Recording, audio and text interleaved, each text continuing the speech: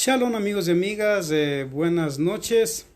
Bienvenidos al estudio de la Biblia semanal que damos acá los días martes y para los hermanos que también estudian en el Instituto de Pastores. Bueno, les comento que el día de hoy el tema para estudiar tiene que ver con una carta o una epístola que es muy práctica, ¿no es cierto? A tal punto que se le conoce como el Proverbios del Nuevo Testamento, ¿no es cierto? A este libro o a esta epístola que se llama la epístola de Jacobo, originalmente o traducida en las versiones de la Biblia como el libro de Santiago. Entonces el día de hoy vamos a estudiar justamente el libro de Jacobo o el libro de Santiago, que es lo mismo. Y voy a dar unos 20 datos básicos que yo creo que la mayoría conocemos sobre lo que es el libro de Jacobo o el libro de Santiago. Entonces, unos 20 datitos como para poner una base un poco histórica también, un poco en la línea de tiempo, para ubicarnos en el estudio del libro de Santiago, ¿no? Entonces, recordar que los escritores de la Biblia fueron hebreos, fueron judíos. En el caso de los apóstoles de Yeshua, obviamente fueron judíos de lo que es la tribu del sur, con capital Jerusalén, o el reino del sur. Entonces tenemos que tener una mente un poco dentro de la perspectiva judía para poder entender los libros de la Biblia, ¿no? Shalom para Flor, que ya está conectada. Gracias, hermana, por estar conectada, y por los otros hermanos que se van a conectar también saludos. Entonces, en el hebreo el nombre Jacobo, bueno, tiene algunos significados, pero la mayoría concuerdan en que significa el que es sostenido por Elohim o por Dios, sería en las versiones, o el que sostiene por el talón también, ¿no es cierto? Eso significa el nombre Jacob o Jacobo, de donde se deriva justamente Jacobo de Jacob, ¿no? Entonces, este libro de Santiago está dentro del canon de lo que se llama el Nuevo Testamento. En hebreo es el Brit Hadashah o Pacto Renovado. En el latín se llama Novum Testamentum o Última Voluntad. En el griego se dice Diatekeje Kainé, y transliterado al castellano quiere decir Nuevo Testamento o Novum Testamento de latín, ¿no es cierto? Entonces, está considerada como una de las 7 epístolas universales o católicas, ¿no? Entonces voy a proceder a dar 20 datos básicos para poder irnos conectando con el estudio. Entonces, en el canon, nadie debate sobre este libro si es inspirado o no es inspirado. Bueno, de hecho, el único al que no le gustaba mucho es a Martín Lutero, que incluso le llegó a llamar epístola de paja, porque no concordaba mucho con la teología de Lutero en la era de la Reforma. Sin embargo, la mayoría de las doctrinas cristianas y sus postulados están de acuerdo con que hay 27 libros en el Nuevo Testamento, y obviamente el libro de Jacobo o Santiago es uno de los 27 libros. Ahí sine qua non, no hay debate, no hay discusión, no hay ningún problema. Entonces, al estar ya canonizado, obviamente ya podemos estudiarlo tranquilamente, ¿no es cierto? Porque entra dentro del canon. Entonces, a él se le llamaba Santiago el Justo, bueno, así dicen sus versiones, porque era alguien, un sadik en el contexto hebreo, es alguien que guarda los mandamientos de Dios. Si usted quiere comparar un poco lo que es un santo de un sadik o un justo, no es en realidad lo mismo. Aunque pareciera que es lo mismo un justo o un santo, en realidad no es lo mismo. Un sadik en el contexto hebreo, en la línea de Yeshua, en la línea de tiempo, era alguien que guardaba los mandamientos, era considerado un justo, ¿no es cierto? No era el santo con la aureola o que está arrodillado, orando, o en ayunos extremos, como muchos tienen esa idea de santidad. No, un justo en la Biblia es alguien que guarda los mandamientos de Dios. Recuerden que aún Yeshua dijo: el que me ama guarda mis mandamientos, ¿no es cierto? Entonces también es conocido como el hermano del Señor, Se le conoce también como el hermano del Señor, en el sentido que también ahí hay debate, porque para algunos es primo de Yeshua, para otros es hermano de Yeshua, hijo de José y de Miriam o de María, y para otros sencillamente viene de el primer matrimonio de José, que según una interpretación en base a libros antiguos, José era viudo y habiendo con hijos y desposó a Miriam o a María, la madre de Yeshua. Entonces, desde esa perspectiva, Santiago sería hermanastro de Yeshua, ¿no es cierto? Entonces, aquí van los datos. Primer dato, ¿no? Nació en Nazaret, aunque algunos dicen que nació en Galilea. Recuerden que Galilea es una región, obviamente, donde habían muchos pescadores, pero la mayoría concuerda que Santiago nació en Nazaret. Nació en Nazaret, pero otros dicen que nació en Galilea. Segundo dato, según Flavio Josefo, muere el año 62 de nuestra era. Es interesante que en los escritos sobre los judíos de Flavio Josefo, que antes él fue rabino, fue dirigente del ejército de Israel, incluso en contra de los romanos, después llegó a ser el secretario de Vespasiano, el emperador de Roma, y le cambian el nombre y le ponen Flavio Josefo a este judío muy sabio, y él era un amante de la historia, y él en la historia de los judíos incluso menciona a Jacobo. Claro, él no dice Santiago, porque Santiago es algo que ya aparece mucho después. Él menciona es a Jacobo. Entonces, según Flavio Josefo, él muere en el año 62 después de Cristo, al ser lanzado del pináculo del templo, ¿no? Entonces, recuerden que en el año 62 de nuestra era, o era común, o después de Cristo, recuerden que el templo seguía en pie, porque el templo fue destruido el año 70 después de Cristo, por la 10ª legión romana, unos 8 años después de la muerte de Santiago. Entonces ya Flavio Josefo menciona que Santiago muere el año 62 de nuestra era. Un tercer dato, otros como Egesipo de Jerusalén, Clemente de Alejandría, Eusebio de Cesarea, que es conocido como el primer historiador eclesiástico a nivel del cristianismo, confirman su fallecimiento justamente el año 62 de nuestra era como un mártir. Ahora, ¿qué es un mártir, no es cierto? Dentro del contexto histórico, dentro de lo que es en el latín, dentro de lo que es en Roma, un mártir era alguien que ofrecía su vida o sencillamente le mataban por defender su fe, por defender sus creencias, las instrucciones en este caso, ¿no?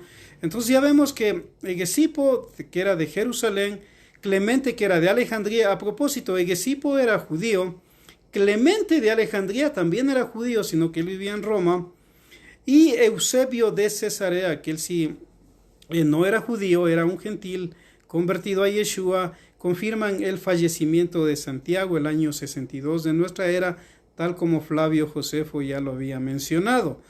Un dato, como cuarto dato, que es interesante como es venerado dentro de los varios tipos de cristianismos. Por ejemplo, en la Iglesia Católica se le venera el 3 de mayo. Entonces, el 3 de mayo, dentro de todo lo que es la Iglesia Católica, desde la época muy antigua hasta el día de hoy, en el calendario de los santos que ellos tienen, se venera justamente a Santiago el 3 de mayo. En la Iglesia Anglicana, en cambio, se le venera el 1 de mayo. En los luteranos y episcopales se le venera a Santiago el 23 de octubre, y en los ortodoxos, que es otra rama del catolicismo que se separó en el siglo IV, de ahí en el siglo XI definitivamente rompieron con Roma, y que sobre todo en Rusia está la Iglesia Ortodoxa, se le venera el 26 de diciembre. Entonces, poniendo un poquito bases de datos históricos, es interesante ver cómo en los varios tipos de cristianismos que existen aún no se ponen de acuerdo aún en las fechas para venerarlo, ¿no es cierto? Como dato número 5, en una carta del siglo IV atribuida a Clemente de Alejandría, se dice que Santiago era considerado el obispo de los obispos. ¿Qué quiere decir esto? Obispo en griego, aunque hoy se traduce como supervisor, episcopos, en realidad en el mundo antiguo daría la idea de un guardián de almas. Eso sería la idea. Entonces, ya en el siglo IV, en la antigua Roma, se mencionaba que Santiago era el obispo de los obispos, es decir, no solo en el sentido de respeto que le tenían, sino de autoridad sobre todos los obispos. Recuerden que un obispo no es igual a un pastor, no es igual a un presbítero o un anciano, o no es igual, por decirlo así, a un rabino, porque son términos diferentes, ¿no? Entonces hay gente que suele confundir obispo con pastor, con anciano, y pensar que es lo mismo, pero en realidad no es lo mismo. Un obispo en la época de Roma era una jerarquía muy alta que estaba sobre todos los obispos que dirigían provincias en cuanto a los grupos religiosos, ¿no es cierto? Entonces era mucho más que un anciano, que un presbítero, se dice en griego anciano, o que un poimén en griego, un pastor, como se dice dentro del contexto cristiano. Entonces, ya en el siglo IV, pues Clemente de Alejandría, en una carta de él, aunque él vivió mucho tiempo antes, se menciona que él era obispo de obispos. Como dato número 6, había una tradición antigua dentro de lo que es Israel, que un familiar del maestro que fundó algún grupo, alguna casa de estudio,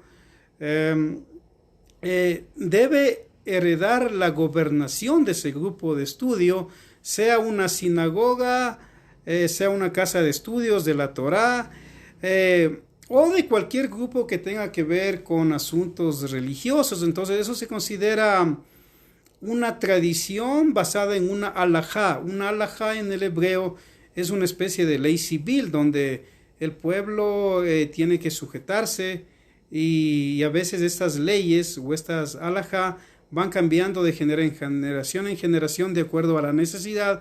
Entonces, ¿por qué hereda Santiago la presidencia de las sinagogas de Yeshua, creyentes del primer siglo? Obviamente porque para algunos era el hermano de Yeshua, para otros era el primo de Yeshua.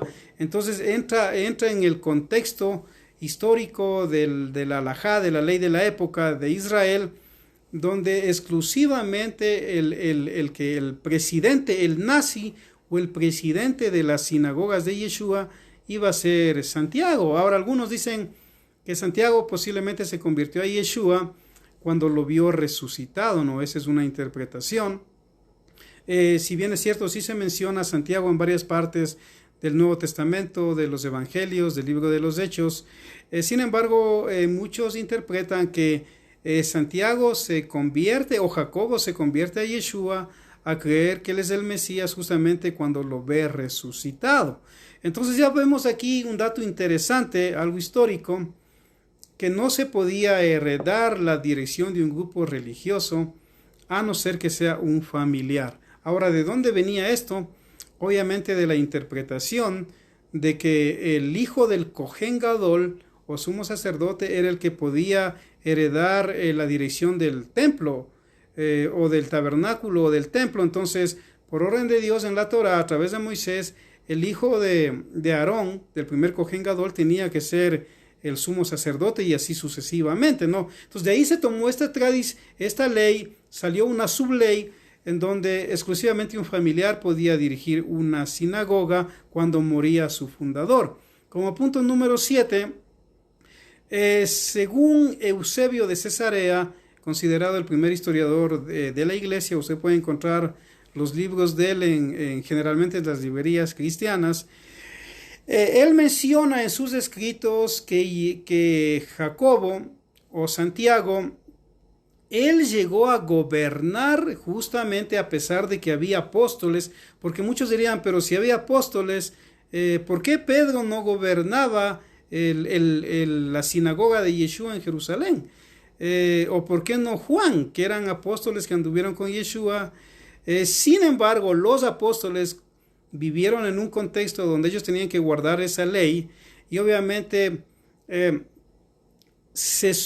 el buen sentido delegaron, por decirlo así, y aprobaron para cumplir justamente esa tradición en Israel de que un familiar sea el presidente o el líder de su congregación de Yeshua. En este caso, Eusebio de Cesarea lo confirma. Entonces, por su misión apostólica, se sometieron los apóstoles a la autoridad de Jacobo, porque algunos piensan que Pedro era el principal de los apóstoles, otros piensan que Pablo era el principal de los apóstoles, pero si vamos al contexto histórico, usted va a ver que incluso Pablo se sujeta a Santiago en el famoso capítulo 15 de Hechos, donde es el primer concilio de la congregación de Yeshua en Jerusalén. Usted va a ver que incluso el mismo Pablo, que no respetaba tanto a Pedro, porque aunque suene fuerte, tenían sus discusiones, y Pablo lo menciona en Gálatas a Pedro, sin embargo, sí respetaba mucho a Santiago, y justamente Santiago es quien dirige el primer concilio de Hechos 15, ¿no? Como punto número 8, según San Jerónimo de Estridón, que es el primer traductor oficial de la Biblia al latín, de la primera Biblia que existe en la historia, según Jerónimo de Estridón, Jacobo o Santiago gobernó en su silla o dio cátedra durante 30 años en Jerusalén. Miren qué importante este dato histórico también de Jerónimo de Estridón, el primero en traducir los textos hebreos y griegos al latín y llamarle Biblia. En el año 404 después de Cristo, ahí salió a la luz la primera Biblia, que significa biblioteca, traducida por Jerónimo de Estridón, y él en sus escritos menciona que Jacobo gobernó en su silla o dio cátedra. En latín, cátedra significa silla, ¿no es cierto? De ahí viene la palabra catedrático, o el que instruye desde una silla. En ese tiempo, el que se sentaba en la silla solo era la autoridad. Usted puede ver en Israel, había la silla de Moshe, exclusivamente se enseñaba lo que Moisés enseñaba en la Torá por orden de Elohim, de Hashem, de Jehová. Entonces había la cátedra o la silla de Moisés. De igual manera, en este caso, el que se sentaba como autoridad durante 30 años en todas las congregaciones de Yeshua, guiando desde Jerusalén, era justamente Santiago, ¿no es cierto? Saludos para el pastor Edwin también, que está escuchando, para mi hermano Vladimir y para Gladys Manosalva, la pastora, que dice: Shalom, pastor, que nuestro Padre Celestial le siga derramando más sabiduría a usted. Un gran abrazo, bendición.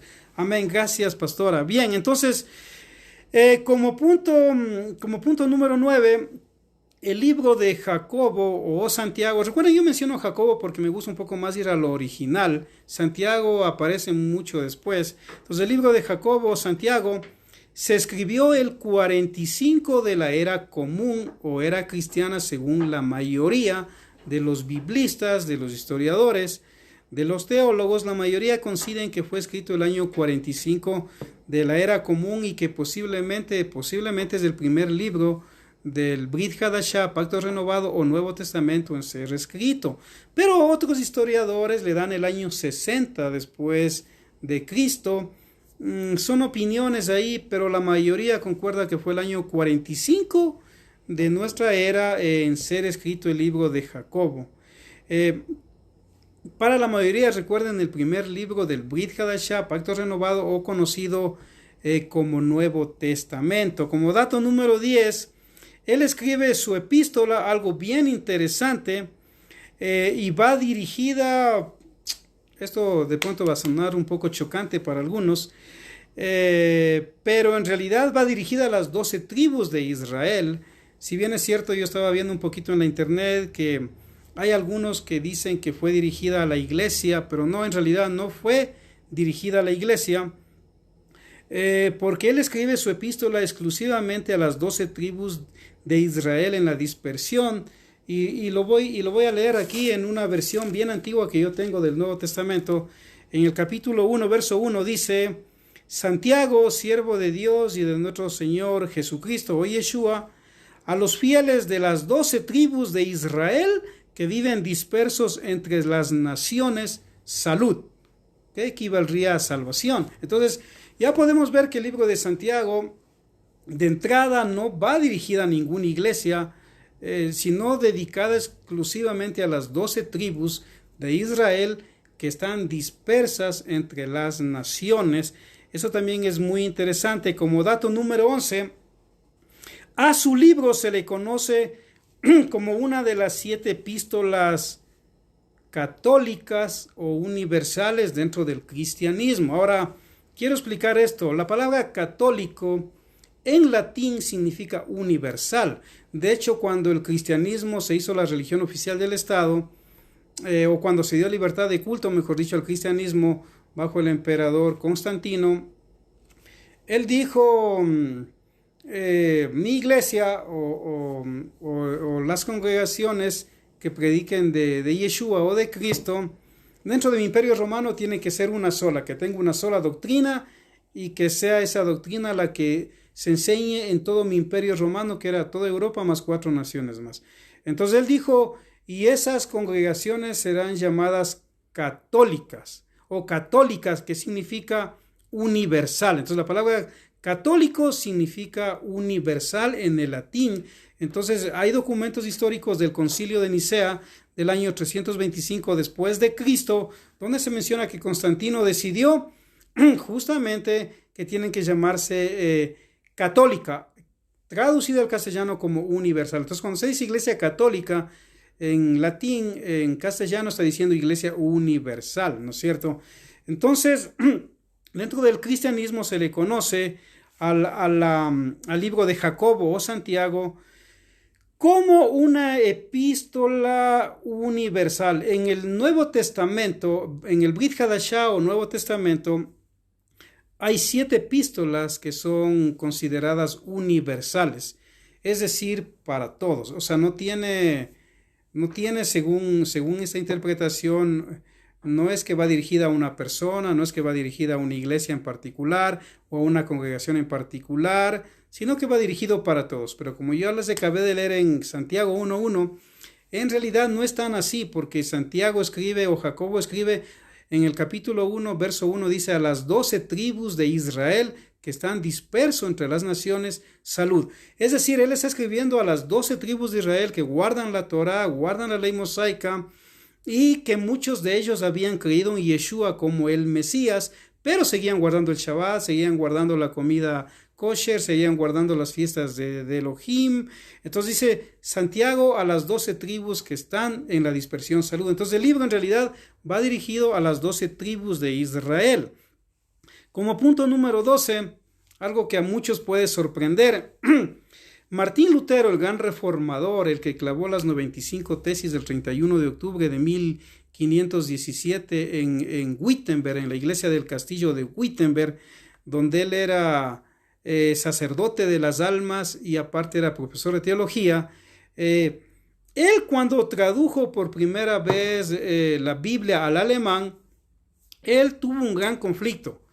Iba feliz, emocionado traduciendo, porque a él le gustaba mucho la doctrina paulina, pero cuando llegó a la epístola de Jacobo de Santiago no le gustó para nada, y a tal punto que en la primera traducción él no la puso, porque le consideró una epístola de paja. Aunque suene grosero y fuerte, Martín Lutero en los libros está, él le llama a Santiago la epístola de paja, algo demasiado despectivo, demasiado fuerte para un reformador como Lutero. Pero ¿por qué le llama la epístola de paja? Porque Santiago contradice la teología de Lutero, contradice la teología de Pablo.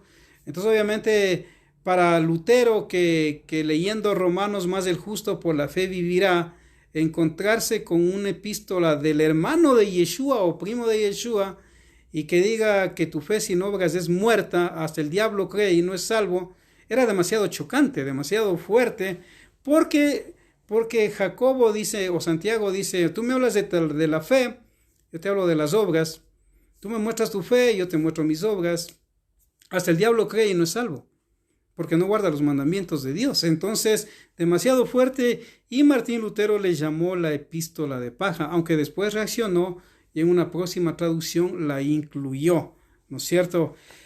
Como punto número 13, eso también es un poco fuerte, porque ya no vamos a hablar mucho con diplomacia, ¿no es cierto? En realidad, aunque muchos creen que la epístola de Santiago no contradice a Pablo, los relatos históricos muestran que en realidad Santiago, al ser el presidente de las sinagogas de Yeshua en Israel, él escribe justamente esta epístola para contradecir a Pablo, en el buen sentido, y a los que estaban creyendo mucho en la salvación solo por fe, solo por gracia, solo por confesar con los labios. Entonces fue escrita para combatir una falsa fe mental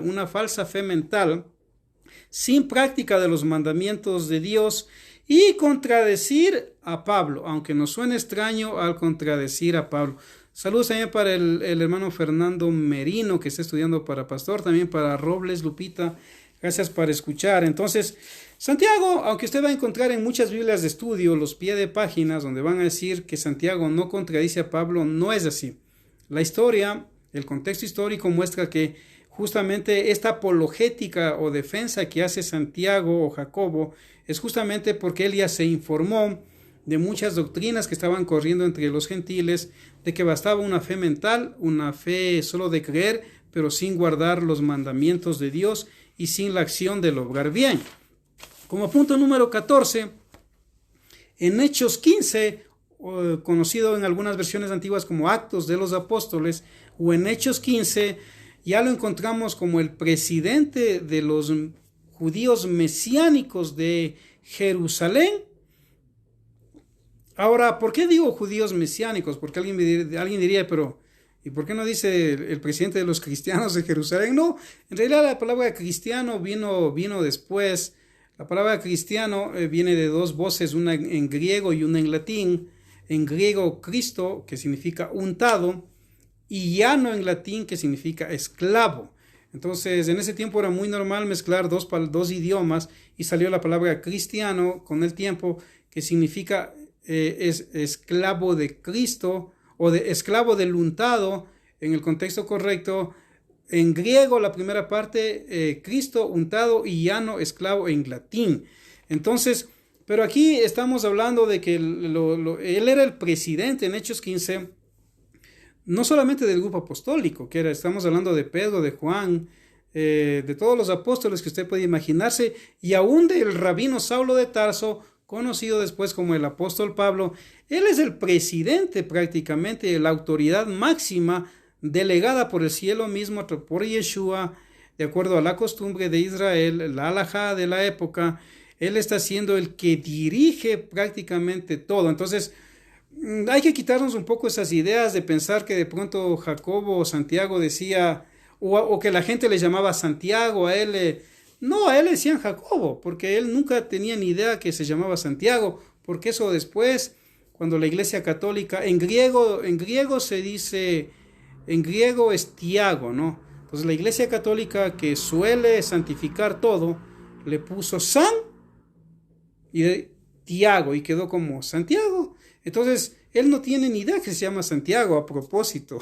Él se llama Jacobo, entonces le llamaban en Israel, le llamaban Jacobo, y era el jefe de los apóstoles, y obviamente él dirigía la congregación de Yeshua, no de cristianos, sino de mesiánicos, porque estamos hablando del primer siglo de nuestra era.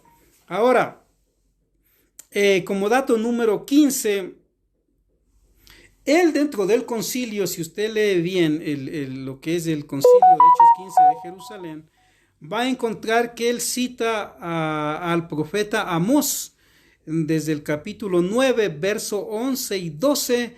Es interesante como Jacobo, Santiago menciona en Hechos 15 lectura o datos que habla el profeta Amós en el capítulo 9, versos 11 y 12, ¿no? Entonces era un hombre muy conocedor, por lo que este dato lo da de las Sagradas Escrituras o de la Tanaj, que es conocido como Antiguo Testamento.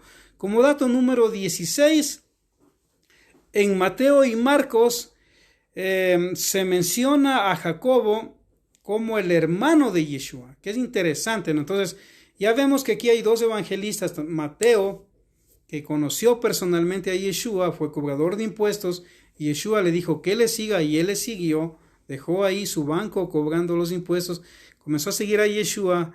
Mateo menciona a Jacobo o a Santiago como hermano de Yeshua, y también Marcos, aunque él no fue apóstol, sin embargo él conoció también personalmente a Yeshua.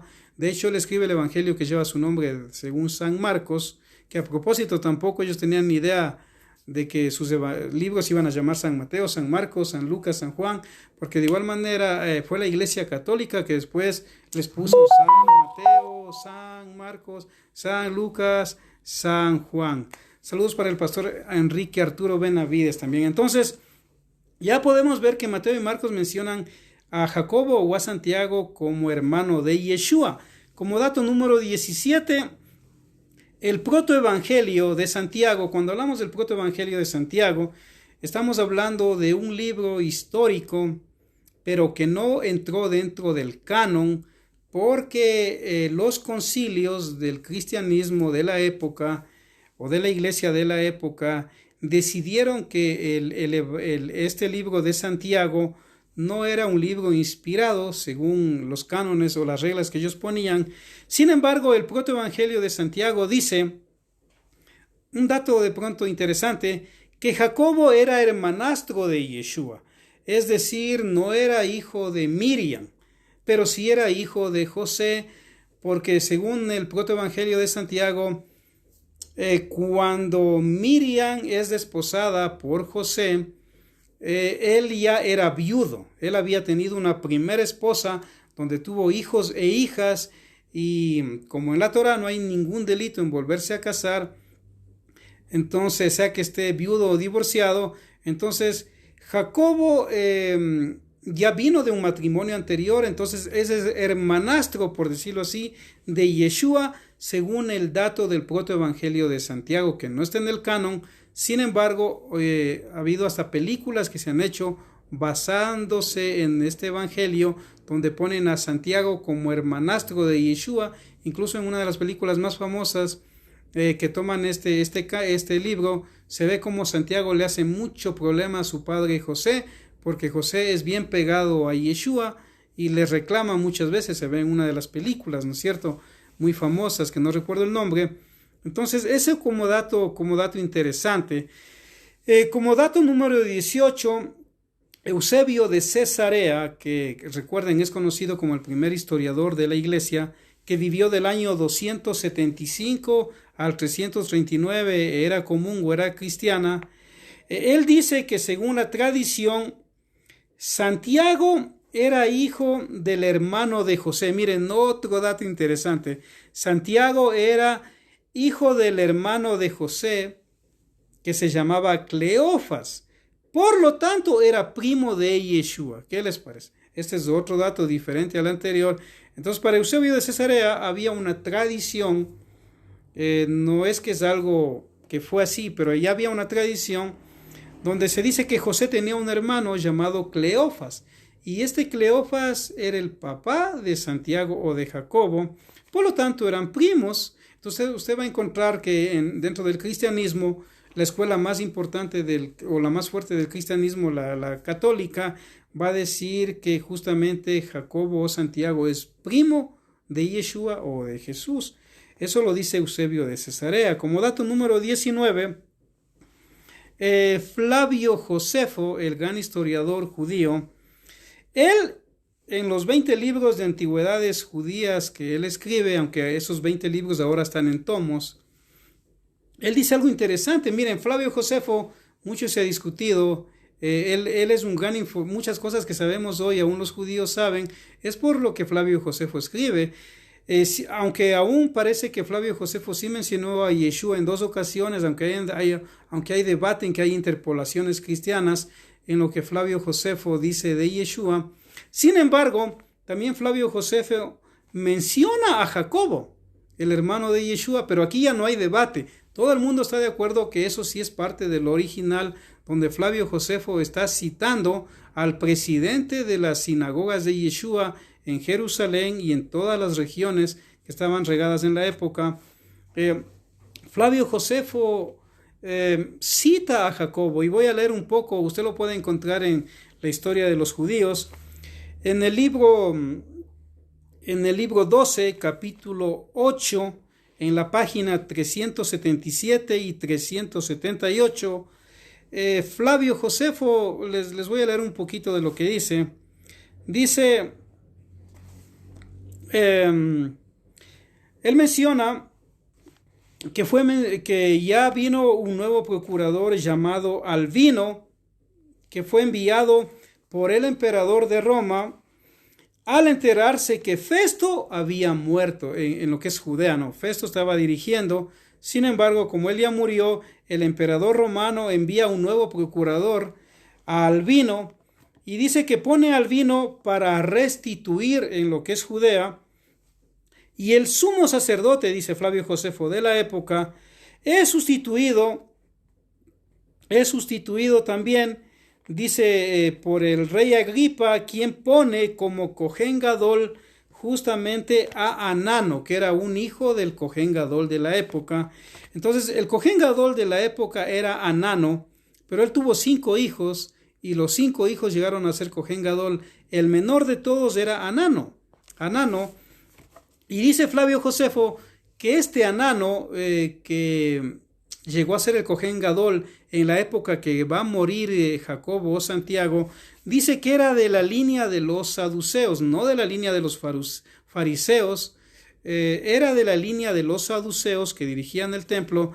Dice que era feroz y muy severo, el cual, dice, era en el juzgar tan severo que muerto Festo, y estando Albino en el camino, es decir, ya murió Festo, el emperador de Roma envía un nuevo gobernador a Judea, pero Calvino, mientras él venía, el Cohen Gadol, él toma la decisión, dice Flavio Josefo, de juntar al concilio, al Beidín, dice el texto original, o concilio, al Beidín. El Beidín son los jueces de Israel. Entonces dice que juntó al concilio y hizo poner al frente a Jacobo y a otros seguidores de Yeshua. Qué interesante. Entonces, justamente al ser Jacobo Santiago el presidente de la congregación de Yeshua en Israel, no estaban de acuerdo con él, porque ellos decían que Yeshua es el Mesías. Los otros judíos, la mayoría, no aceptaba que Yeshua era el Mesías. Entonces dice Flavio Josefo que Anano llamó a Jacobo y a otros seguidores de Yeshua y los puso al frente del Beidín, o la corte rabínica, o traducido para ustedes, de los jueces. Y dice, habiéndoles condenado por transgresores de la religión, o sea, es decir, por no estar de acuerdo los seguidores de Yeshua ya con ciertas prácticas del Cohen Gadol. Entonces dice que a algunos seguidores de Yeshua los apedrearon, y dice, estos hechos desagradaron en gran manera a todos los buenos y estudiosos de la Torá que vivían en la ciudad, los cuales enviaron secretamente mensajes al rey y les rogaron que cambie a Anano de Cohen Gadol porque no había hecho bien su trabajo. Es decir, muchos estudiosos de la Torá o de la Biblia, como hoy diríamos 2000 años después, no estaban de acuerdo con las acciones de Anano, que al ser el Cohen Gadol o el sumo sacerdote, el más importante, él no esperó que venga pues el que el emperador había enviado a Albino para decidir esos asuntos, sino que él se tomó la atribución de llamar a los jueces y apedrearon a varios seguidores de Yeshua. Esto lo menciona Flavio Josefo en la historia de los judíos. Entonces Flavio Josefo es subido al pináculo del templo, y desde el pináculo del templo, la parte más alta del templo de Jerusalén, fue botado, fue empujado, cayó al suelo y algunos terminaron de matarlo, según los datos que aún menciona Flavio Josefo y otros historiadores de la época, ¿no es cierto? Otro dato en cuanto al libro de Jacobo o de Santiago, el dato número 18, se le considera el Proverbios del Nuevo Testamento. ¿Por qué? Porque Santiago o Jacobo, que es el nombre original, él no va a hablar tanto de la fe, que si tú crees en tu corazón, que si confiesas con tus labios. Esa fe para Santiago no sirve, no vale, porque la fe para Santiago tiene que ser práctica, como manda la Torá, que significa instrucción en hebreo, o el Pentateuco. Para Santiago aquí es la práctica, o sea, tú dices, tú eres salvo, pero solo de palabras, y yo te muestro mi salvación, dice Santiago, por lo que yo hago. Las obras testifican de que yo soy salvo. Entonces una persona puede tener un bonito discurso, pero no significa que sea salva o que viva un camino correcto. Son las obras, son las acciones, las reacciones las que le van a permitir conocer a una persona. Miren, por eso en el mundo antiguo se decía, si usted quiere conocer a una persona, no solamente escuche sus palabras o vean sus acciones, porque aún los políticos pueden mentir en elecciones, abrazar bebés, abrazar ancianos, hacen buenas obras aparentemente porque les interesa el voto. Pero ¿cuándo le va a conocer, según la Biblia, a una persona? Es en la reacción, cuando de pronto le pasa algo inesperado y de pronto habla malas palabras, maldice, habla violentamente o golpea. Entonces, según la Biblia, usted puede conocerle a una persona, aparte de las acciones, por las reacciones. Entonces, se le considera al libro de Santiago como el Proverbios del Nuevo Testamento. Es decir, aquí tiene que ser obras. Como dicen, obras son amores. Hay dichos dentro del Ecuador también que se dicen, ¿no?, que las obras hablan más que las palabras, ¿no es cierto? Y como dato número 20 del libro de Santiago, en el siglo II, en el siglo III de la era común o era cristiana, se debatían varios puntos dentro del área de lo que hoy se considera teología, que quiere decir ciencia de Dios, como por ejemplo, ¿qué peca el cuerpo con la ayuda del alma o el alma con la ayuda del cuerpo? Cosas así que hoy de pronto ya a muchos no interesan, pero les interesaba mucho estudiar en esos tiempos. Entonces, una de las cosas que se estudiaba en esos tiempos y era de mucho debate, justamente basado en la teología de Santiago, era que Santiago habla que hay una fe informada y hay una fe formada. ¿Qué quiere decir esto? Que para Santiago la fe informada no sirve para nada. ¿Por qué? Porque alguien puede decir, yo creo en Jesús, yo creo en Cristo, yo creo en Yeshua, como sea que usted lo llame. Puede tener un cuadro, un dibujo, aunque no es de Yeshua, porque en ese tiempo no habían cámaras, no habían celulares. Nadie de los cuadros que usted tiene ahí es Yeshua en realidad. O sea, eso es falso, no hay que engañarse. Entonces, Santiago lo que llega a decir es que la fe informada, donde yo solamente intelectualmente me informo y creo, no sirve. Es una fe engañosa. Santiago lo que va a decir es que la fe formada es la que es verdadera. ¿Qué quiere decir la fe formada? Donde aparte de yo conocer mentalmente, estar bien informado de la voluntad de Dios, de la Biblia, de su palabra, procedo a través de las acciones a demostrar justamente que pertenezco a este lado del pueblo de Dios. Por ejemplo, cuando se define qué es pecado en Primera de Juan, capítulo 3, verso 4, Primera de Juan, capítulo 3, verso 4, ya el apóstol Juan define lo que es pecado. ¿Qué es pecado para Juan? Dice no guardar los mandamientos de Dios. Entonces, el hecho de que una persona no guarde los mandamientos de Dios, ahí está cayendo en pecado porque no está obedeciendo a los mandamientos de Dios. Sin embargo, en el concepto griego, helénico, no era tan así. Pecado podía ser un error, pecado podía ser desviarse al lado derecho o izquierdo de un camino. Habían muchas teorías. Sin embargo, ya para Juan y para Santiago, sencillamente la fe es no practicar los mandamientos de Dios. Entonces, esos datos son interesantes. Ahora voy a proceder a leer algunos versículos del libro, recuerde, de Jacobo, o conocido como Santiago, ¿no es cierto? Y recuerde este dato. Jacobo nunca supo que se llamaba Santiago. Fue la iglesia oficial en Roma quien, con la costumbre de ir canonizando a muchos personajes, le puso Santiago, porque Jacobo en griego se dice Tiago y quedó como Santiago. Mateo tampoco se llamaba San Mateo. Después le pusieron San Mateo, San Marcos, San Lucas, San Juan. Entonces no es muy original, digamos, eso, ¿no es cierto? Entonces, dentro del libro de Santiago les quiero compartir algunos versículos.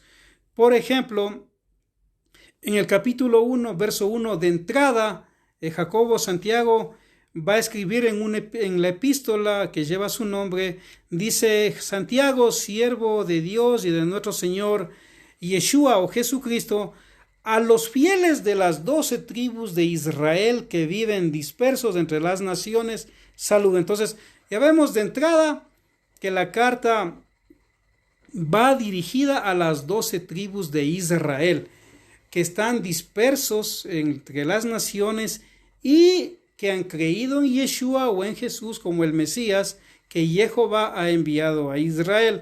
Entonces, sí vemos de entrada que en la epístola no hay un saludo diciendo a la iglesia de Roma o a la iglesia ortodoxa o a la iglesia luterana o a la iglesia calvinista. No, de entrada el libro va dirigido a las 12 tribus dispersas entre las naciones. Y aquí él va a mencionar que hay que tener mucho gozo, dice, mucho gozo cuando están en varias pruebas o tribulaciones. Para Santiago, si usted pasa pruebas, no tentaciones, que es diferente, si usted pasa pruebas, es porque Dios le ama. Suena raro esto, ¿no? O sea, si usted es hijo de Dios, dice Santiago, va a pasar tribulaciones. ¿Me explico? Si no es hijo de Dios, no va a pasar tribulaciones, va a pasar viva la vida, comamos y bebamos que mañana moriremos. Sin embargo, Santiago dice: hermanos míos, tengan por sumo gozo si se encuentran en grandes tribulaciones. Saludos para mi amigo Alberto Ceballos de Ambato, también para mi primo Tony Bosques de San Miguel, para el pastor Pablo Marcalia también del Comité del Pueblo. Saludos. Entonces, ya vemos de entrada que Santiago está diciendo que las pruebas, las tribulaciones son buenas. Son buenas. Incluso llega a decir que la paciencia se va a ir perfeccionando a través de las obras, para que así vengan a ser perfectos y cabales sin faltar en cosa alguna, dice. Y si alguno de ustedes tiene falta de sabiduría, dice Santiago, pídale a Dios, a quien da abundantemente. Entonces, Santiago llega a decir también de que hay una sabiduría celestial, que es la que procede de Dios, a través del estudio de su palabra, a través del Ruach HaKodesh, el Espíritu Santo, y que hay una sabiduría humana, una sabiduría animal. Por ejemplo, cuando comparamos la sabiduría de los griegos, de los filósofos griegos, saludos para mi amigo Lucas Otero, también de los Estados Unidos, gracias por escuchar. Entonces podemos ver que ya en Platón, Sócrates, Aristóteles, en los famosos filósofos clásicos, ellos no necesariamente hablaban de la Torá o de la Biblia, o de Jehová, ellos hablaban desde otra perspectiva. Sin embargo, Santiago está diciendo que la sabiduría de Dios, la que proviene a través de su palabra, de su espíritu, es mucho mejor que aún la sabiduría humana o la sabiduría animal. Es fuerte la comparación, pero así lo hace Santiago. Entonces dice que para Santiago, si usted tiene falta de sabiduría, tiene que pedirle a Dios. Si quiere estudiar a Sócrates, Platón, Aristóteles, a los estoicos, a los epicúreos, hágalo. Pero esa sabiduría no se compara a la sabiduría de Dios. Uno debe pedir a través de la oración sabiduría a Dios, estudiar su palabra. Mientras más usted estudie la Biblia, más va a conocer la voluntad de Dios para su vida. También Santiago llega a decir aquí que el hombre de doble ánimo es inconstante en todos sus caminos. O el que duda, la palabra duda en griego quiere decir división de mente. Es decir, su mente está dividida, será, no será. Sin embargo, Santiago dice que el que tiene duda o mente dividida es un hombre de doble ánimo y que no sirve. Entonces dice que el hombre de doble ánimo va a ser llevado por cualquier viento de doctrina incluso, o de creencia, ¿no es cierto? También dice que el rico no debe poner sus esperanzas en sus riquezas. Saludos también para la hermana Liceo de Romero, de Casa Emed. Gracias por escuchar. Entonces, para Jacobo o Santiago, Dice que el rico no debe poner su esperanza en las riquezas. Dice, sino debe humillarse a sí mismo, porque el rico, igual que el pobre, pasará como la flor del campo, que hoy es y mañana ya no es. Entonces, el rico que pone su confianza, su emuná, su fe, su pistis en las riquezas, está perdido, dice Santiago. Que al contrario debe ser humilde, ayudar al necesitado y recordar que de Dios proviene todo. También dice aquí Santiago, entre los datos que da aquí en su libro, dice que ninguno, cuando es tentado, diga que Dios le tienta. Que Dios le tienta, porque Dios no puede jamás dirigirnos al mal, y así Él tampoco a ninguna tienta, sino que cada uno es tentado, dice Santiago, o atraído por su propia concupiscencia o pasión carnal o sus pasiones. Entonces hay gente que a veces dice Dios me está tentando. No, eso está mal, porque Dios no tienta a nadie, porque Él es 3 veces santo y no puede tentar a nadie, ni Él puede ser tentado. Al contrario, Él pide que evitemos la tentación, huyamos de la tentación. En griego se dice perazo, lo que es tentación. Da la idea cuando de pronto viene un mal amigo y le invita a hacer algo malo, o Hasatán y le invita a hacer algo malo, o por sus pasiones, sus emociones, usted de pronto quiere algo que no le pertenece, va a violar los 10 mandamientos. Entonces, dice Santiago, no digan que son tentados, porque Dios no tienta a nadie, sino que la concupiscencia de ustedes les hace caer en la tentación y caer en pecado, y como consecuencia viene la muerte. Porque justamente si una persona cede a la tentación, le va a venir el castigo, ¿no? Por eso había un dicho antiguo que decía, vive bien si no quieres morir mal. Entonces, no os engañéis, dice, en esta materia, dice, hermanos míos muy amados, Dios no tienta a nadie, ¿no es cierto?, sino la propia concupiscencia. Por eso es muy importante tener el dominio propio, lo cual es muy difícil a veces, pero a través de la oración, del estudio de la Biblia, incluso el ayuno, son armas que nos ayudan a tener más dominio propio. También él va a hablar de dones, por decirlo así, dones divinos, donde dice que toda dádiva preciosa, todo don perfecto viene de lo alto, del Padre de las luces, el cual no cambia. O sea, Dios no cambia, no es como el hombre, no es hijo de hombre para que se arrepienta. No es que Dios dice hoy una cosa y mañana otra cosa, y en los 1000 años que gobierne Yeshua otra cosa. No, Él nunca va a cambiar. Él es inerrante, por eso es que Él nunca cambia, y eso es lo que lo vuelve a decir aquí Santiago. Dice que en realidad en Él no hay sombra de variación. Dice, hermanos muy queridos, dice, no sean prontos para oír, tardos para hablar y tardos para irarse. Qué gran consejo, ¿no? Todo hombre dice que debe ser pronto para escuchar, para oír, para escuchar. Lento para hablar, solo si es necesario hablar pocas palabras. Y peor enojarse, dice, no, todo hombre sea pronto para oír, tardo para hablar, tardo para irarse. De igual manera, en el siglo III les comento que en las congregaciones de Yeshua se decía que lo más parecido al demonio es el hombre violento. Si usted quiere saber más o menos cómo es un demonio, vea a un hombre violento, cómo actúa. Entonces, lo más parecido a un demonio es un hombre violento. Y Santiago lo dice aquí. Dice que todo hombre debe ser pronto para oír, tardo para hablar, tardo para airarse, ¿no? Ahora, también Santiago va a decir aquí que debemos escuchar la palabra de Dios y practicarla, ser hacedores de la Torá o de la instrucción y no solo oidores. Saludos para Janita de Cuba también, que está escuchando. Ella es estudiante también del instituto. Miren,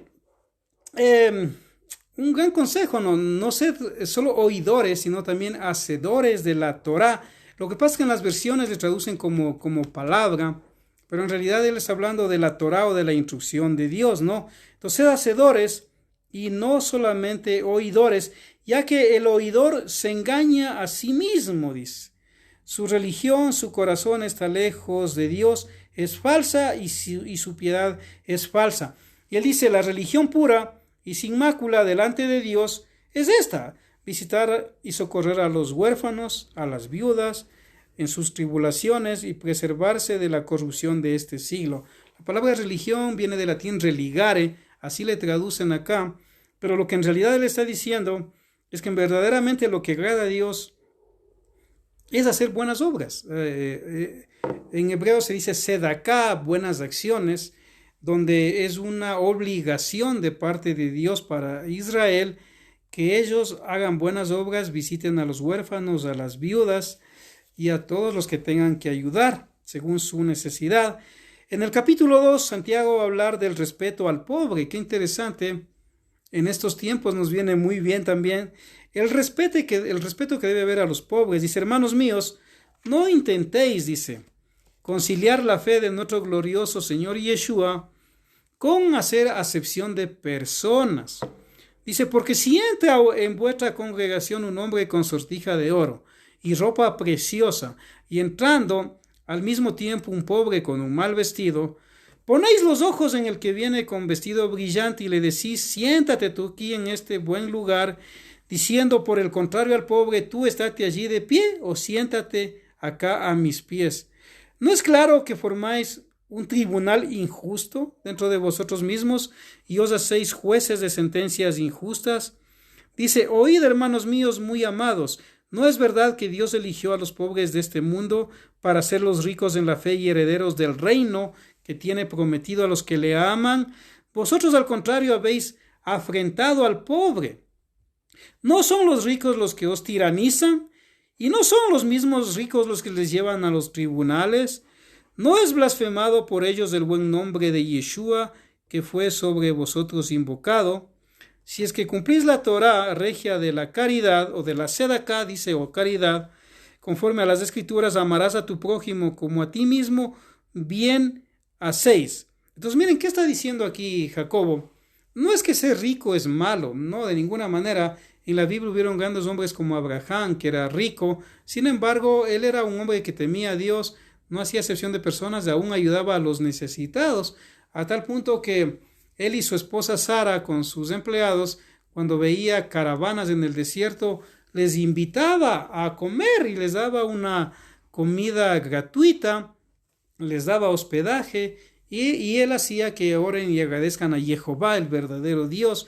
Entonces, lo que él está diciendo es que hay muchos ricos que ponen su confianza en esta vida tan pasajera en las riquezas, y que de igual manera en las congregaciones ya en el primer siglo habían líderes, por decirlo así, que al ver que entraba alguien con un anillo de oro, con lindos vestidos, por tener dinero le daban un buen puesto, una buena silla, y al pobre no le paraban ni bola o le hacían que esté ahí parado, lo cual ya dice que es pecado. Saludos también para Giovanni Muñoz, que está en los Estados Unidos, y para el hermano Patricio Chicaiza de acá de Quito también. Gracias por escuchar. Entonces ya vemos que Santiago está diciendo que ante el Eterno el rico y el pobre valen igual, porque él se agrada en amar al prójimo como a uno mismo. ¿Qué va a decir también Santiago en el verso, en el capítulo 3, en el capítulo 2, 14, va a decir algo que obviamente es bien polémico y que a Lutero, justamente como les mencionaba al principio del estudio, no le gustaba, a tal punto que Lutero le llegó a llamar la epístola de paja a la epístola de Santiago, y no le quiso poner en la traducción al alemán que él hizo de la primera Biblia en Alemania, porque justamente aquí en esta parte va a hablar Santiago. Saludos para Adriana Yepes también, que está escuchando de Casa Emed. Santiago va a decir: ¿de qué servirá, hermanos míos, el que uno diga tener fe si no tiene obras? ¿Por ventura a este tal la fe podrá salvarle? ¿Acaso que un hermano o una hermana estén desnudas y necesitados del alimento diario? ¿De qué les servirá que alguno de vosotros les diga: id en paz, defendeos del frío y comed a satisfacción, si no le dais lo necesario para reparo del cuerpo? Miren lo que está diciendo, algo muy común que se escucha, que alguien puede decir: no tengo para comer, y de pronto alguien dice: voy a orar para que Dios le dé de comer. Eso no sirve ante Dios. Eso es tan falso como que el diablo diga que es salvo, ¿no es cierto? ¿Por qué? Porque en la Torah lo que vale es la acción. La emuná o confianza en hebreo o pistis en griego traducido fe, en realidad en el contexto hebreo tiene que ver es con la acción. Yo demuestro por la acción que verdaderamente soy hijo o hija de Dios. Entonces, si alguien va a tu casa y te pide pan, y tú teniendo pan y no le das y dices voy a orar para que Dios te dé, no eres hijo de Dios, es lo que está diciendo Santiago. No eres salvo. El 17 dice, así la fe, si no es acompañada de obras, está muerta en sí misma. Miren lo que está diciendo nek. En griego es muerte. Está muerta en sí mismo. Sobre lo cual podrá decir alguno, el que tiene fe sin obras, tú tienes fe y yo tengo obras. Muéstrame tu fe sin obras y yo te mostraré mi fe por las obras. Por eso es que hay que aclararlo. Cuando Santiago escribe esto, sí lo hace por contradecir al rabino Saulo de Tarso o Pablo, porque él ya se informó de lo que él estaba predicando. Aunque después en Hechos 15 llegaron a conocerse personalmente, porque él quería corregir entre los gentiles que en el contexto de Yeshua, las obras demuestran verdaderamente cuando una persona es salva. Y dice, ¿tú crees que Dios es uno? ¿Haces bien? También lo creen los demonios, pero no son salvos. Miren lo que dice, ¿no? El diablo y los demonios creen que hay un Dios, claro, creen que Yeshua es el Mesías, claro, pero ¿son salvos? No, pero tienen fe, porque creen que hay un Dios, creen que hay un Mesías llamado Yeshua. Incluso los demonios le decían a Yeshua, ¿por qué nos has venido a atormentar antes de tiempo? Y le obedecían cuando Yeshua expulsaba a los demonios, ¿no es cierto? Salían los demonios, no tenían resistencia ante el enviado de Hashem y Yeshua el Mesías. Sin embargo, miren lo que dice Santiago. Si tú dices que tienes fe y eres salvo, te voy a dar una mala noticia. El diablo y los demonios también creen, pero no son salvos. Hoy, 2000 años después, podemos poner un ejemplo que creo que va muy bien. Nunca el apóstol Pablo, Bernabé, Juan, Mateo, cuando predicaban, ellos decían, ¿quién quiere aceptar a Cristo? Alce la mano, repita esta oración, aleluya, ya es salvo. Eso, hermanos, no existe en ninguna parte de las Sagradas Escrituras. Nunca va a ver usted en el libro de los Hechos diciendo a Pablo en Tesalónica, en Corinto, en Atenas, en los lugares que él estuvo, ¿quién quiere aceptar a Cristo? Alce la mano. Bernabé, anótale, hazle hacer una oración de fe y que Dios le escriba su nombre en el libro de la vida. Eso en realidad en la teología seria no va, respetando los postulados de los otros grupos obviamente, pero eso no existe en las Sagradas Escrituras, porque ya Santiago está aclarando aquí y está diciendo que aún los demonios creen, pero no son salvos. Sigo leyendo, dice, tú crees que Dios es uno, bien haces, pero también los demonios creen y no son salvos. Pero ¿quieres saber, oh hombre vano, cómo la fe sin obras está muerta?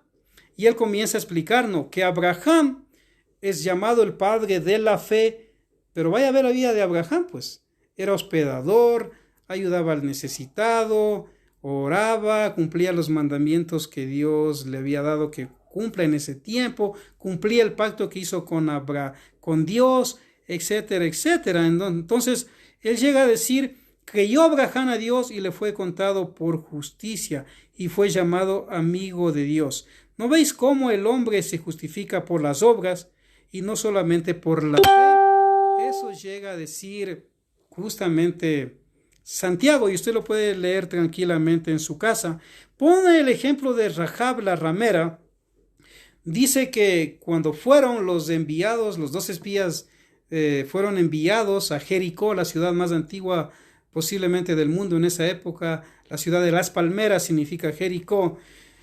Fueron enviados 2 espías, entre ellos Josué y Caleb, que fueron los únicos que entraron de esa generación de que salió de Egipto a la tierra prometida.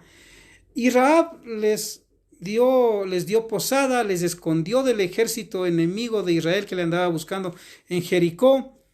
Y ella dijo, cuando entren y conquisten Jericó, yo sé que el verdadero Dios está con ustedes, no me maten a mí ni a mi familia. Y Josué le dice, que sea como tú has dicho, pero cuelga un hilo carmesí rojo en tu ventana, para que cuando entre mi ejército, dice Josué, yo ya les doy la indicación y no les mate. Entonces, ¿qué podemos ver aquí? Lo que dice, ¿qué está queriendo decir Jacobo Santiago aquí?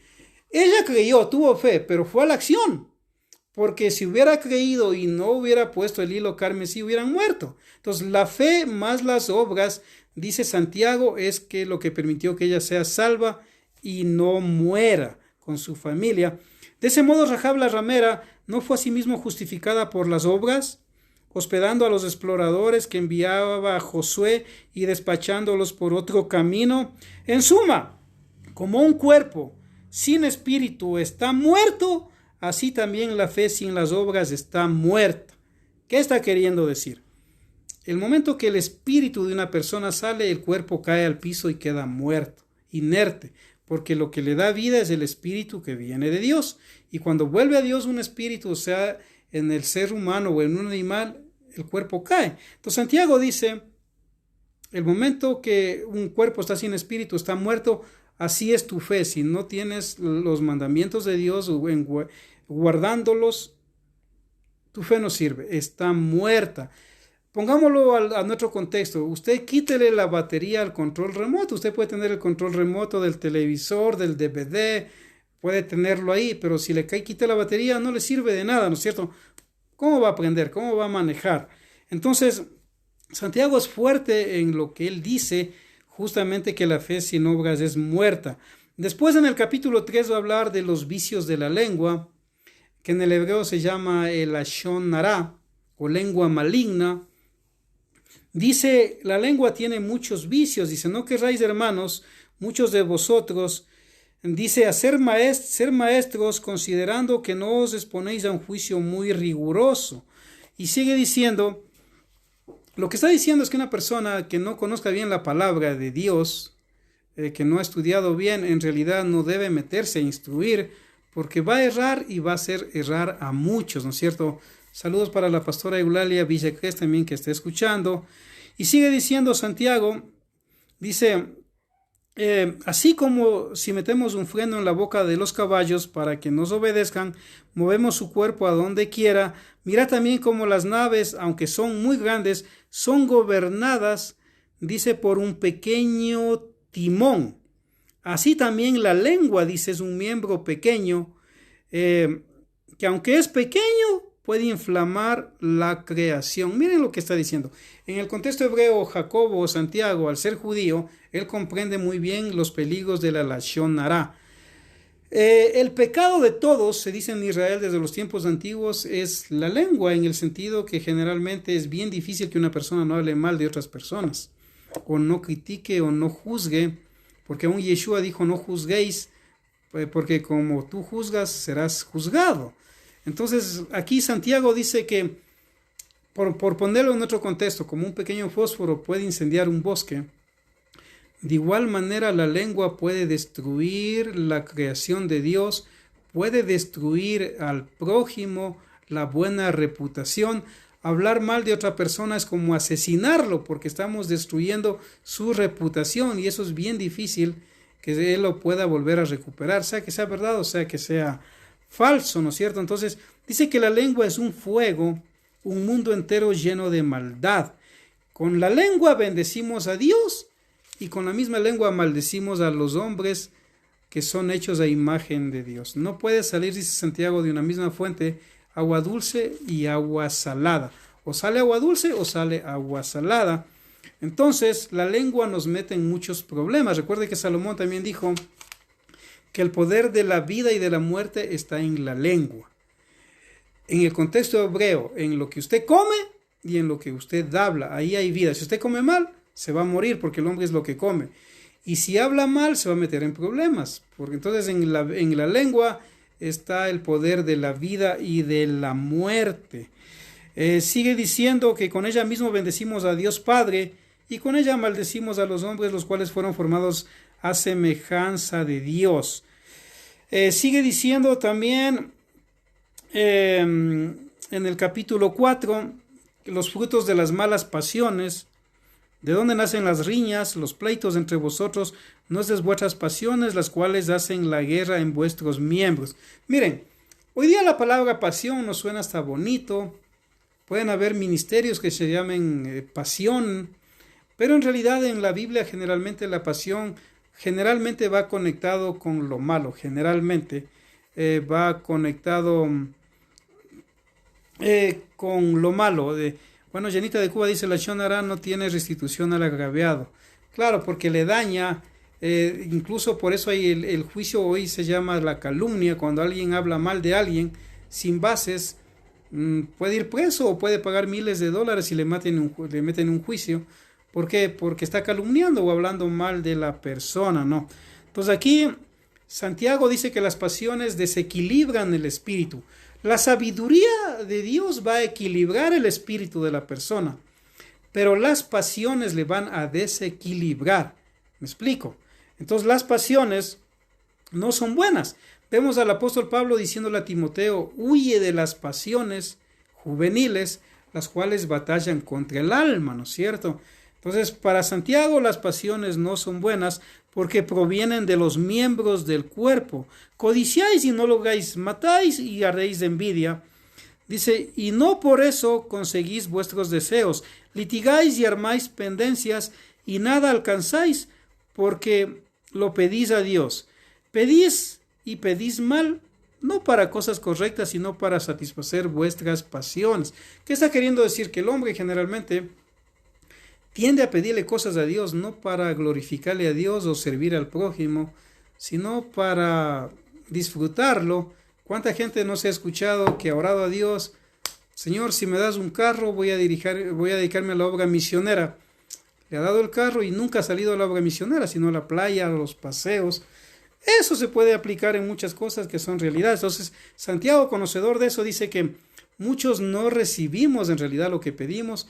No es porque sea algo que edifique, sino porque son nuestras pasiones, nuestra concupiscencia. Dice también que el Espíritu de Dios que habita en nosotros nos ama y nos codicia con celos, dice. Otro texto también dice aquí, la maledicencia. No querráis, hermanos, hablar mal unos de los otros.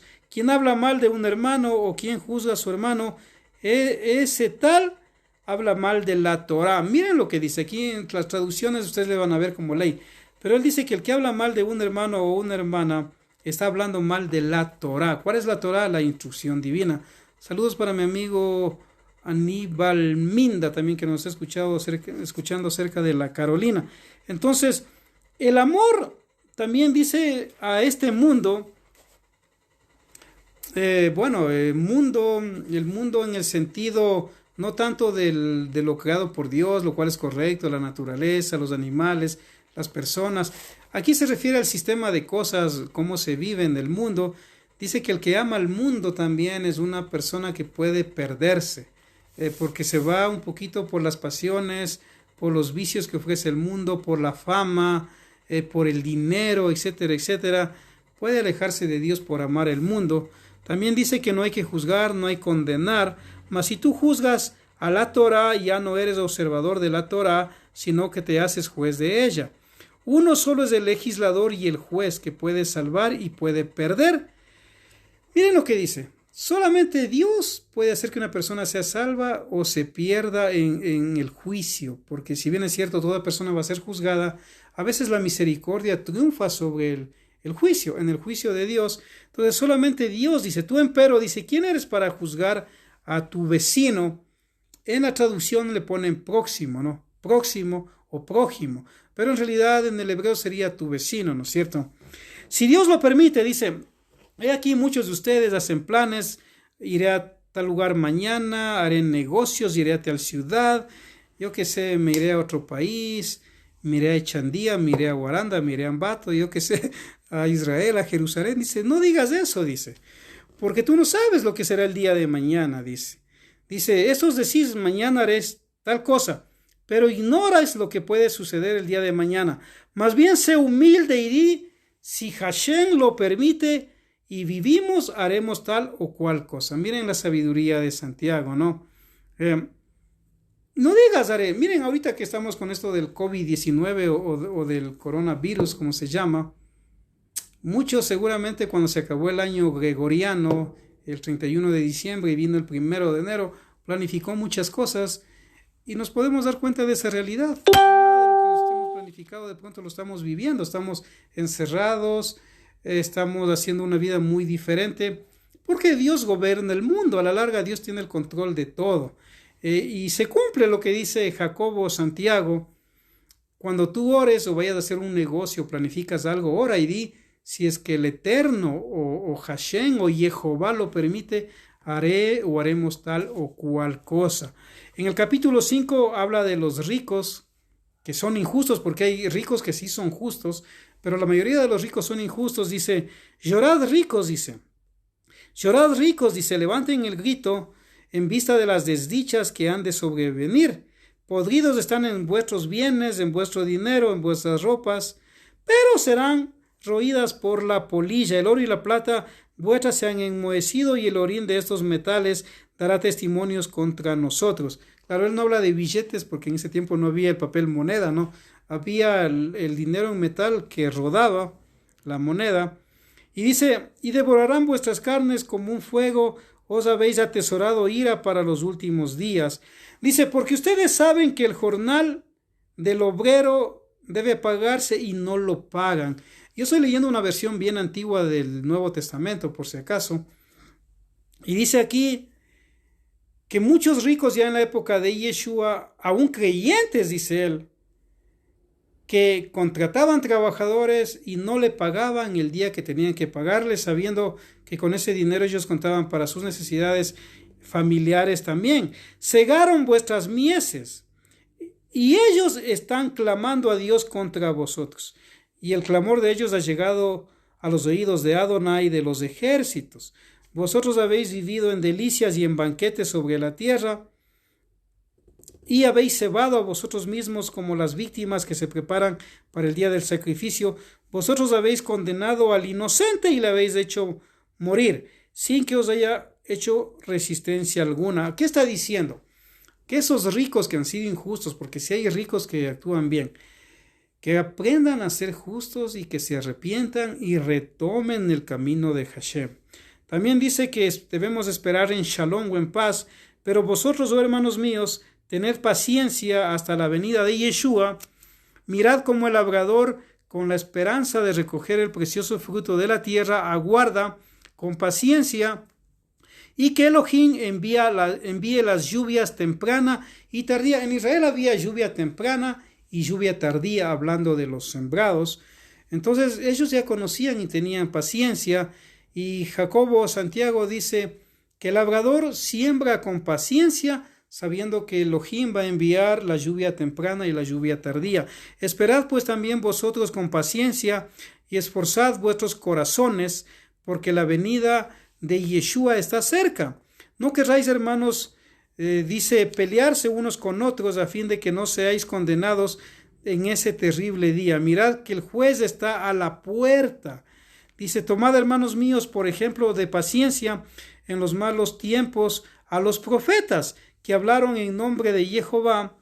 Ellos es que tenemos por bienaventuranza a los que así padecieron.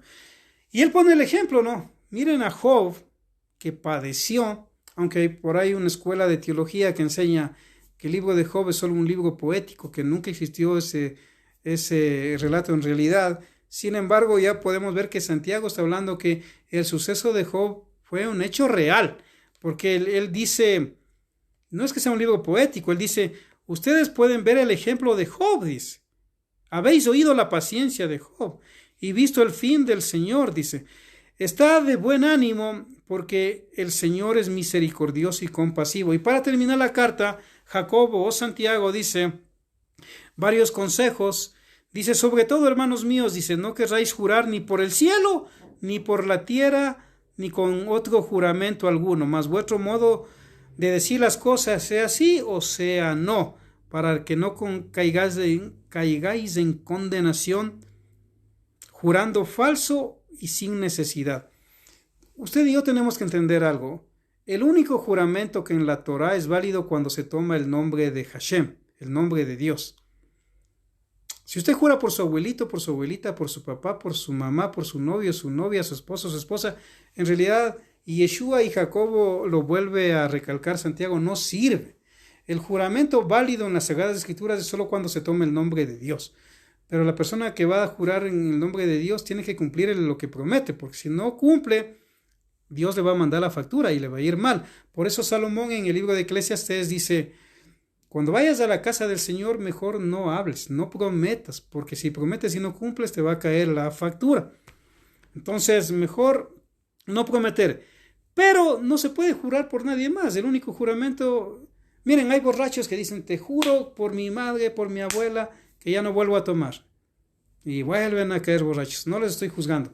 Pero no sirve ese juramento. O sea, que dejen de tomar o no tomar.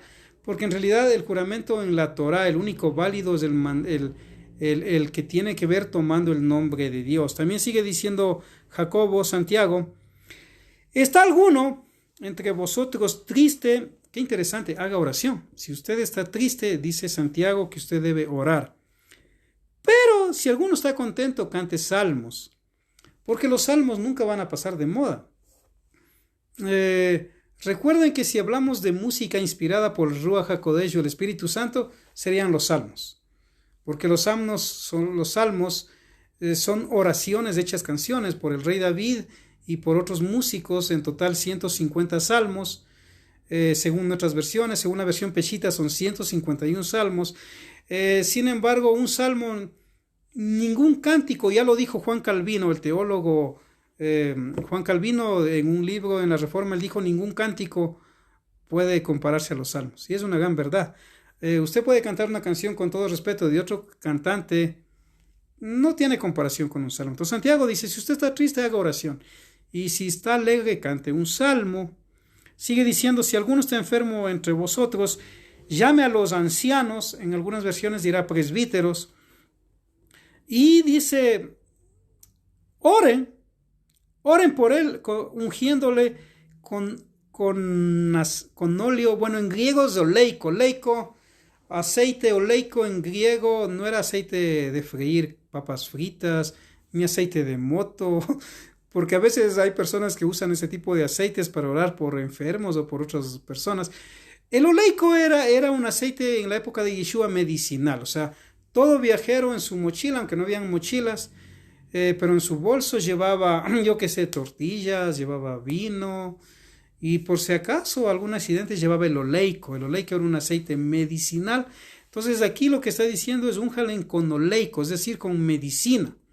Oren, y de paso, si la medicina ayuda, vemos la voluntad de Dios que fue que le sane, y a lo mejor la oración de fe, más la acción otra vez, no solo la fe, la acción, el oleico, el aceite medicinal, puede sanar al enfermo, dice, ¿no?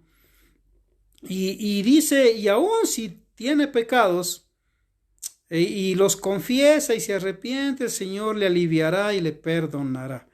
Confesaos, dice, vuestras ofensas unos a otros y orad los unos por los otros para que seáis salvos, porque mucho vale la oración perseverante del justo. Miren lo que está diciendo.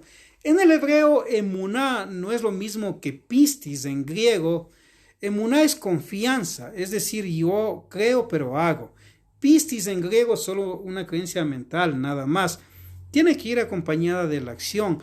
Lo que está diciendo es, si tú faltaste el respeto a tu padre, a tu madre, a tu pareja, a tus hijos, a tu vecino, pídele perdón, pero también restitúyele en lo que le estafaste o en lo que le mentiste o en el dolor que le causaste. O sea, es decir, en la emuná tiene que haber el arrepentimiento, el acercarse, pedirle perdón, pero también pagar el agravio, si es que tiene que ser aún económico, pagar el agravio. Ahí se hace justicia en el tribunal de Dios. Entonces no es solamente una parte de pedir disculpas, lo cual está bien, pero tiene que haber como cuando hay un juicio, ¿no? O sea, una persona puede calumniar a una persona, le da mala fama, le mete un juicio a la otra persona que demuestra ante el juez, no puede, pide disculpas, pero le viene un pago económico, porque dañó la honestidad o la fama de la persona.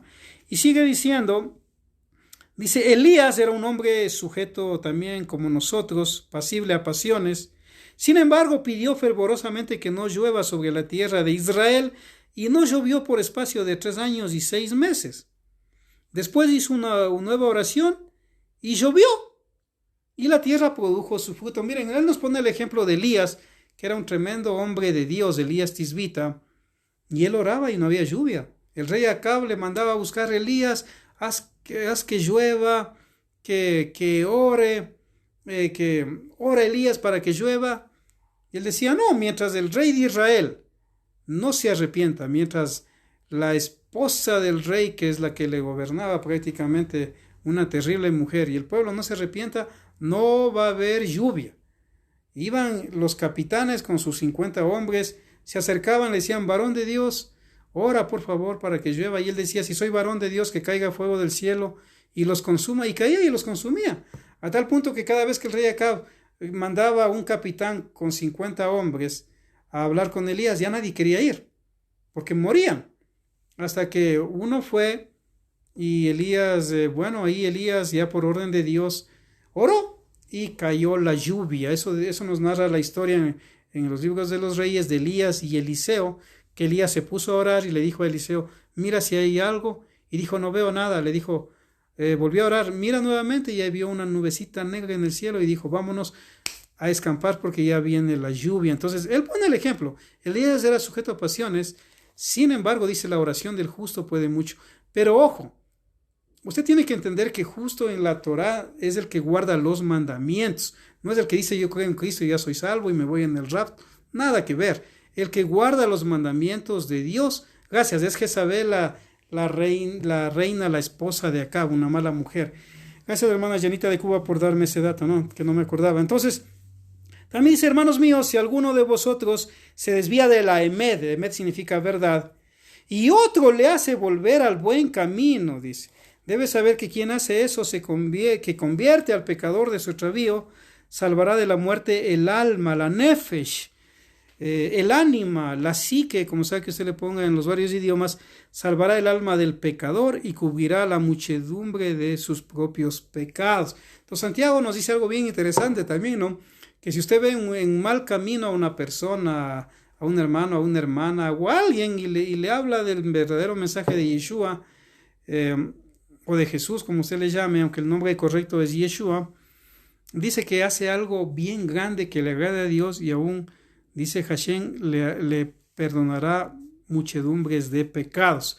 Entonces miren, esto he querido compartirles el día de hoy para los que estudian para pastores y otros amigos y amigas también que les gusta estudiar la Torá, la Biblia desde esta perspectiva hebrea y dentro del contexto histórico y la línea de tiempo, ¿no? Entonces el libro de Jacobo, que después fue traducido como Tiago y después le canonizaron como Santiago. Entonces tiene un mensaje muy hermoso y creo que para la época que estamos viviendo nos viene muy bien recordar cómo debe ser la práctica de la verdadera fe.